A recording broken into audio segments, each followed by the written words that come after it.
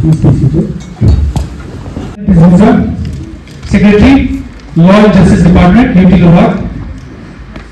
Professor Rajesh Ranjan, Vice Chancellor, CIDS, Shopping Sir. Shri Santosh Subbabe, Deputy Commissioner A. Ms. Palsa Sammo, Member Secretary, Lohak Legal Services Authority.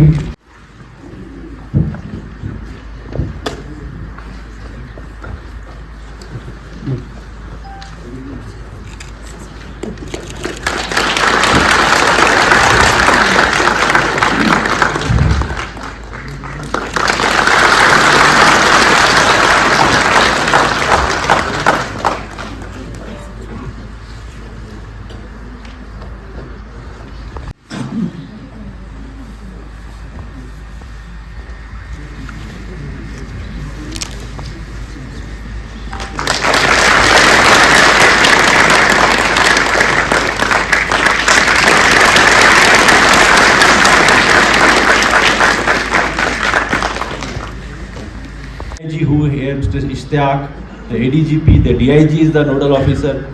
The ADGP is not present here today because he is on official tour. The DIG, who is the nodal officer, he could not be present here because he had some medical issues at home. So we have trained our police officers right from the constable level up to the SSP, DIG, ADGP in these 3 new criminal laws. So 40% of our force has been trained. They have been made aware of these new laws. Besides this, as the new laws provide for increased role of forensics and the increased role of electronic evidence, so we have tried to strengthen our forensic wing, because the clarification would be, we expect Honorable Justice would give it in his address, because we are told that under section 176 for any crime for which the punishment is prescribed to be more than 7 years, a forensic expert has to be sent there on the site. But then there is a provision that it will apply from the date the state government makes a notification within 5 years. But we have taken steps to hire the services of these forensic experts. In the Bharatiya Nagrik Suraksha Adhiniyam 176, the word used is forensic expert, but we generally know them as general forensic assistants. So this also is a point of clarification, and we have now planned to hire, I think day after tomorrow the tenders would open. We would be hiring 11 forensic assistants. So that prosecution side we have done the recruitments. Now we have a good strength of the APOs here, and we have also identified that a post for director prosecution, because that has been shown by the Lieutenant Governor and the police department here is admirable. And also I would like to thank Ms. Palsa Sammo for having got me here, along with my learned colleagues at the bar, Mr. E.V. Chandrasekharan and Sarat Kumar. And as I will tell you about them, it seldom gets better than them as far as resource persons are concerned. Both of them having tremendous domain expertise in these subjects that they will address you on today in the 2 workshops that are going to follow after this. As far as the new laws are concerned, the resource persons will tell us how different is it from the old ones, and whether it's basically a new wine in wine in an old bottle, and that very little has changed, or whether there has been cataclysmic or widespread changes that we should take cognizance of, which we should ponder upon. One advantage that the police force in Ladakh has is that you have a low population. I think about 2.5 lakhs, perhaps, if I'm not mistaken. So the crime rate is expectedly going to be very, very low. That's going to give you sufficient amount of time to think and ponder upon the new laws, which the other state policemen may not have the time. I mean, let's take the example of the Madhya Pradesh police. They have 100,000 men under uniform for a population of 8.4 crores. So it's highly skewed. The numbers are skewed for the population that's the crime levels are very high there. So the police there would only learn on the job by making mistakes. That is something that would be far lesser for you. You would have time to assimilate the knowledge that is going to be given by both the resource persons, go through the laws, which even I as a judge have not had the opportunity, because there is a problem with judges.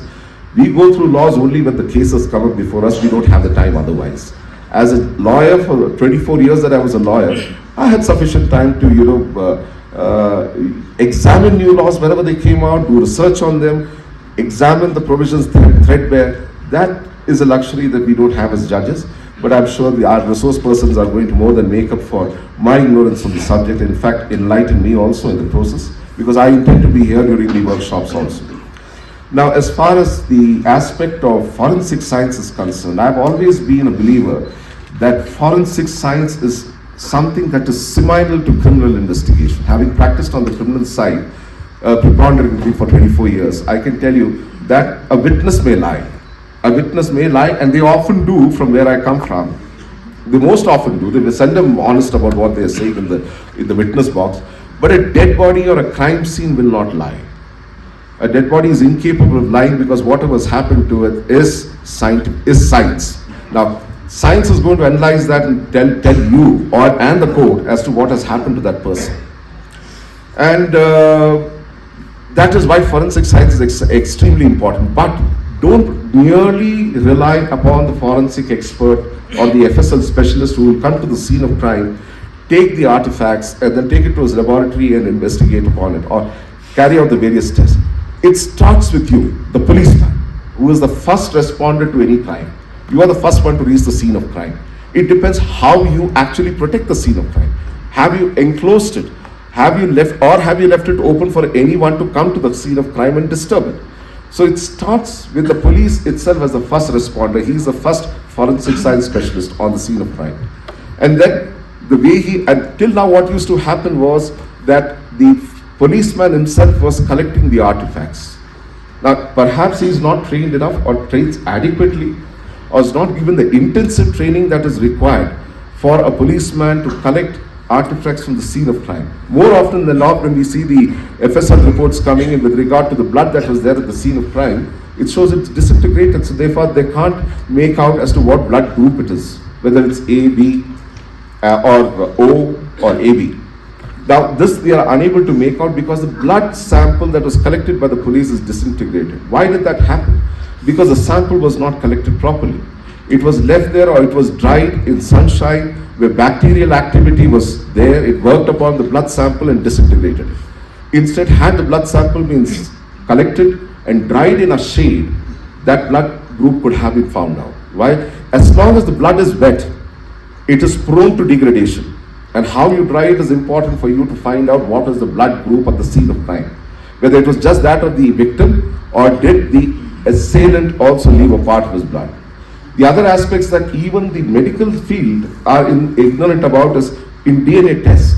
They take the sample for the DNA. In the previous High Court, we had to pass, judicial orders, even threatening them with action of prosecuting them under 201 if they preserve artifacts, biological artifacts in formula which have to undergo DNA testing.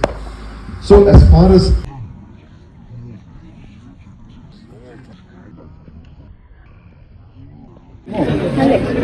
Dia. Şey ya. Dia cerita. Dia. Kena jadi kena. Ya.